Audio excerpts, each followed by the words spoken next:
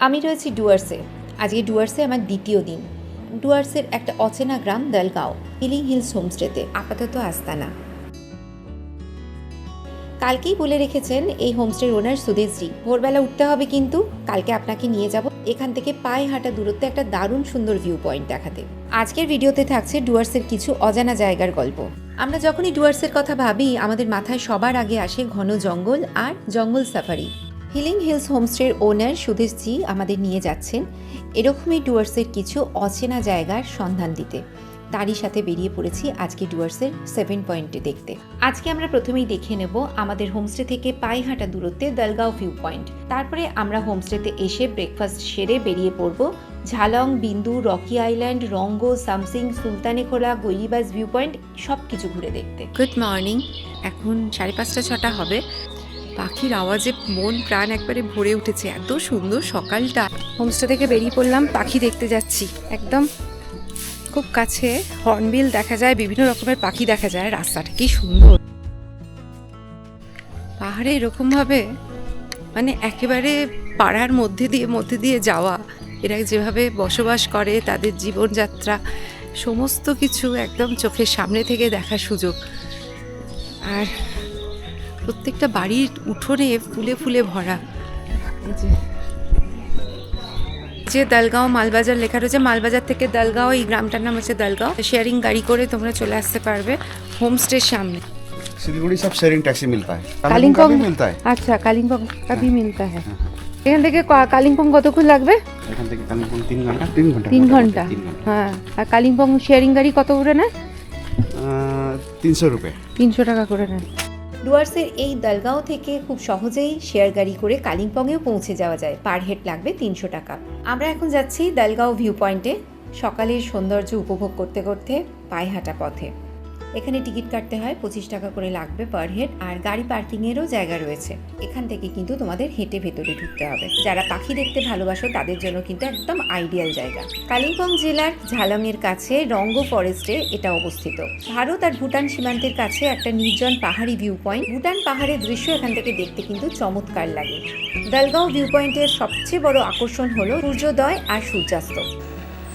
আর যারা পাখি প্রেমী তাদের জন্য বলি, এখান থেকে কিন্তু বিভিন্ন প্রজাতির পাখি তোমরা দেখতে পাবে। নিচে বয়ে চলেছে জলঢাকা নদী, ভুটানের ঘন সবুজ পাহাড় আর চারপাশে চায়ের বাগান, পাইন বন। দারুণ দারুণ দৃশ্য এখান থেকে দেখা যাচ্ছে।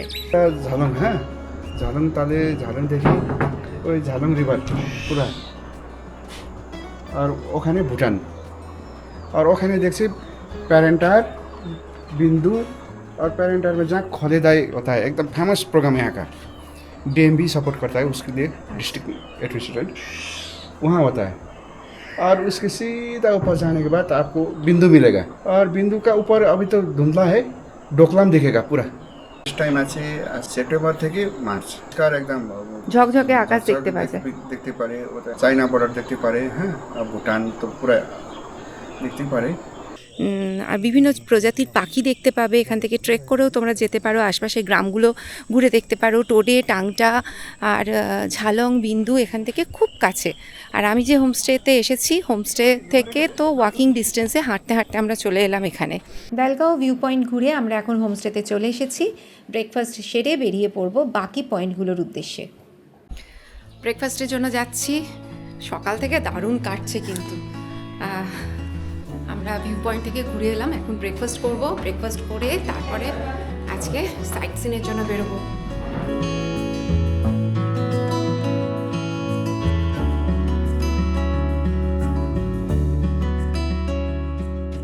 এই যে এটা মেথি দিয়ে লুচিটা বানিয়েছে, বেশ সুন্দর আর কি, খাস্তা হয়েছে, নরম।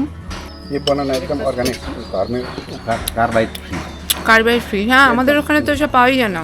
কলা দিয়েছে, যেটা হচ্ছে বাড়িতে, বাড়ির উঠোনে হয়েছে। এটা কার্বাইড নেই, পুরোপুরি অর্গানিক। এদের এখানকার একটা ট্র্যাডিশনাল খাবার করেছে, তো এটা মানে আমার খুব ভালো লাগে। আমি খেয়েছি এর আগে, আজকে এখানে বানিয়েছে, আমার খুব ভালো লাগলো। नेपाली का कोई भी प्रोग्राम होता है, शादी, बर्थडे, कोई भी अच्छा प्रोग्राम होता है, ये মানে লাঞ্চ टाइम में होता है ना, कब होता है ना, ब्रेकफास्ट लंच के साथ रखता है, লাঞ্চ के साथ। আচ্ছা, এটা চাল দিয়ে বানানো, খুব সুন্দর খেতে, হালকা একটু মিষ্টি আছে, দারুণ লাগে খেতে। সুদেশজির ওয়াইফ হেমাও কিন্তু খুব আন্তরিক। আমাদের খুব যত্ন করে খাবার পরিবেশন করছিলেন। লুচি, ছোলার ডাল, একটা আলুর সবজি, ডিম ভাজা, চা, এই সব কিছু দিয়ে আমরা আমাদের ব্রেকফাস্ট কমপ্লিট করলাম। আমরা আজকে সাইট সিনের জন্য বেরিয়ে পড়লাম। এই পথে দেখতে পেলাম দুপাশে রয়েছে প্রচুর রাবার গাছ। ডুয়ার্সের এই আবহাওয়া আর মাটি রাবার চাষের জন্য কিন্তু খুবই উপযোগী। দেখা যাচ্ছে প্রত্যেকটা রাবার গাছে কীরকমভাবে প্লাস্টিক আটকানো রয়েছে। গাছের গায়ে একটা বিশেষ পদ্ধতিতে খাঁজ কেটে নিচে বাটি ঝুলিয়ে দেওয়া হয়। গাছ থেকে একটা সাদা দুধের মতন তরল বা ল্যাটেক্স থেকেই তৈরি হয় আমাদের নিত্য প্রয়োজনীয় রাবার। আমরা ঝালং আর বিন্দু যাবার পথে এখানে একটা ভিউ পয়েন্ট আছে, যেখান থেকে আমরা ঠিক ভুটান একদম কাছ থেকে দেখা যাচ্ছে। আর আমরা এই মুহূর্তে এসে পৌঁছেছি গৈরিবাস ভিউ পয়েন্টের সামনে। ঝালং থেকে বিন্দু যাবার পথে তোমরা এই ভিউ পয়েন্ট পেয়ে যাবে। এখান থেকে জলঢাকা নদীর উপত্যকা, ভুটানের পাহাড় আর নদীর ওপারে ভুটানের সৌন্দর্য এখান থেকে তোমরা উপভোগ করতে পারবে। আর ওই যে দূরে দেখো লাল বাড়িটা দেখা যাচ্ছে, ওটা কিন্তু ভুটানে। কত কাছ থেকে দেখা যাচ্ছে না? একটা শান্ত মনোরম জায়গা যেখানে দাঁড়িয়ে প্রকৃতির অকৃত্রিম সৌন্দর্য উপভোগ করা যায়।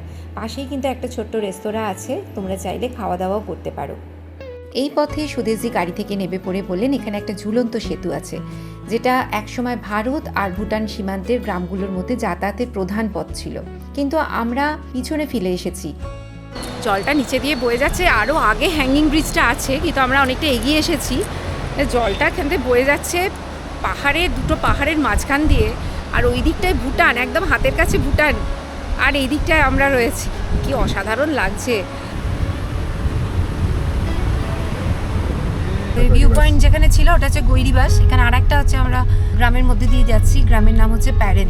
আচ্ছা, এটা হচ্ছে তোদের প্যারেনও তো লেখা রয়েছে, বিন্দু, আবার এটা হচ্ছে প্যারেন, ওই দিকটা চলে গেল না। বিন্দুতে পৌঁছানোর ঠিক আগে এই চেকপোস্ট পড়ে। এখানে মূলত পর্যটকদের নাম নথিভুক্ত করতে হয়। হাইড্রো ইলেকট্রিক প্রজেক্টের ভিতরে ঢোকার জন্য বা ব্যারেজের কাছে যাবার জন্য স্থানীয় প্রশাসন বা এখানে দায়িত্বপ্রাপ্ত নিরাপত্তা বাহিনীর অনুমতি প্রয়োজন। কিন্তু সমস্যাটা হচ্ছে এখান থেকে পারমিশন নিলে তবে ভেতরে যেতে দেয়, কিন্তু আজকে শনিবার রবিবার দুদিনই অফিস বন্ধ, তাই যেতে পারা যাবে না, বাইরে থেকেই দেখতে হবে। প্রকৃতিকে আমরা কিভাবে যে নষ্ট করছি।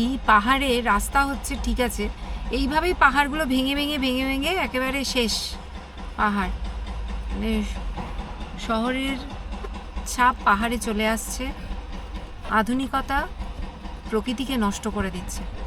বিন্দু যাওয়ার এই সর্পিল পাহাড়ি পথে আমাদের নজর পড়ল একটা অদ্ভুত জিনিস। রাস্তার ঠিক ধারেই রয়েছে অ্যাপেলস্টোন হোটেল, আর তার ঠিক পাশে সগর্বে দাঁড়িয়ে আছে বিশাল আকার প্রাকৃতিক পাথর। পাথরটার আকৃতি ঠিক যেন আস্ত আপেলের মতো।